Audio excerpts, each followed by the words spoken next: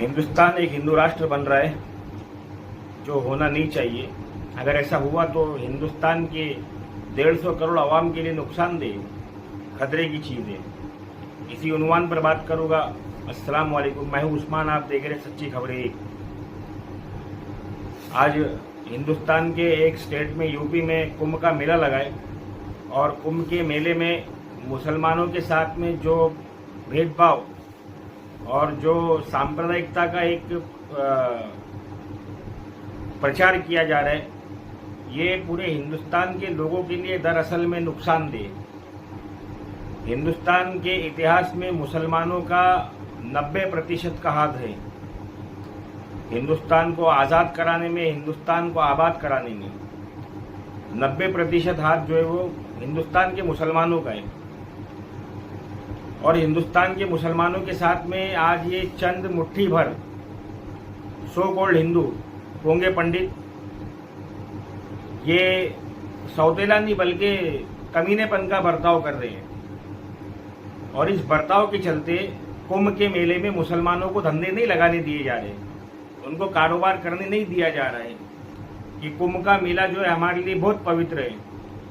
कुछ वीडियोस मेरे पीछे चल रहे, उनमें मची हुई गंदगी को और उन अघोरियों को देखकर वहां की पवित्रता का आप अंदाजा लगा सकते हो। और ये लोग बार बार हरम से तुलना करते हैं कुंभ के मेले की। और हरम का वीडियो मैं नहीं लगाऊंगा, आप खुद ढूंढ के देख लेना। हरम के हजारों वीडियो देख लेना, लाखों वीडियो देख लेना। हरम की ऐसी सफाई या 5 स्टार होटल्स में भी नहीं है। हरम के इतनी पाकीज़गी यहाँ किसी में नहीं है। और ये लोग जो है कुंभ के मेले की तुलना जजीरतुल अरब से और मक्का और मदीना से करते हैं। मक्का और मदीना जाकर आने वाले लोग वहाँ की धरती पर जाके इस बात से बहुत खुश होते हैं कि वहाँ की धरती महकती है।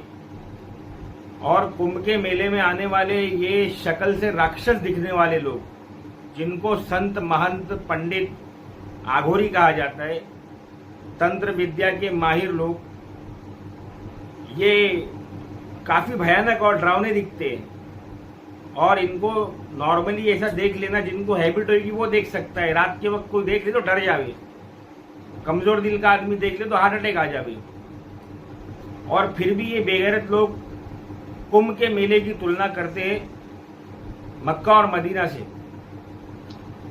खैर, हमारा आज का सब्जेक्ट है कि मुसलमानों को कुंभ के मेले में धंधे नहीं लगाने दिए जा रहे, कारोबार नहीं करने दिया जा रहा है। और ये सो कॉल्ड चंद मुट्ठी भर 1.5-2 करोड़ हिंदू हर जगह पर जो है ना लोगों को भड़का रहे कि मुसलमानों के साथ में तुम खरीदो फरोख्त मत करो, बिजनेस मत करो, कारोबार मत करो, इनको काम मत दो। हिंदुस्तान के अंदर 50 करोड़ से ज्यादा मुसलमान हैं। अब अगर ये स्टेटमेंट मैं देता हूं तो मेरे ऊपर जो है ना जनता को या एक समुदाय विशेष को भड़काने का जो है ना केस बन जाएगा। लेकिन मैं बोलता हूं इस बात को फिर भी कि मुसलमानों, आगे रमजान आने वाले हैं, उसके बाद बकरीद आने वाली है, मेहरबानी करे हिंदुओं से, सो कॉल्ड हिंदुओं से, सारे हिंदुओं से नहीं, सब हिंदू तो अपने भाई है, ये सो कॉल्ड हिंदुओं से, गुजरातियों से, मारवाड़ियों से, ये खास चोटी वाले भैयों से, बिहारियों से, बंगालियों से, जो आरएसएस, विश्व हिंदू परिषद, बजरंग दल, हिंदू महासभा, हिंदू वाहिनी, हिंदू ये, हिंदू वो के मेंबर है या इनकी साथ में किसी एक्टिविटीज में मिले हैं, इनसे कारोबार बंद कर दो, इनसे लेन देन बंद कर दो। ये तुम्हारे मोहल्ले में आए तो इनका घर खरीद लो, इनको वहां से भगा दो, इनको मत रहने दो। और धीरे धीरे करके इनको वापस इनके मादरी वतन मिस्र भेजने की तैयारी कर दो, वरना अनकरीब वक्त जो है ना आने वाला है कि ये लोग हिंदुस्तान को विभाजन के उस मोड़ पर ले आकर खड़े कर देंगे कि हिंदुस्तान के इतने टुकड़े हो गए कि हिंदुस्तानी पछताएगा और हिंदुस्तानी के पास पछताने के अलावा और कोई काम नहीं रहेगा। मैं हिंदुस्तानी बोल रहा हूं, हिंदू या मुसलमान नहीं बोल रहा हूं, मेरी बात को नोटिस करना। हिंदुस्तानी पछताएगा इस बात को लेकर कि हाय अफसोस कि हम लोगों ने इन मिस्र के यहूदियों को वापस मिस्र क्यों नहीं भेज दिया।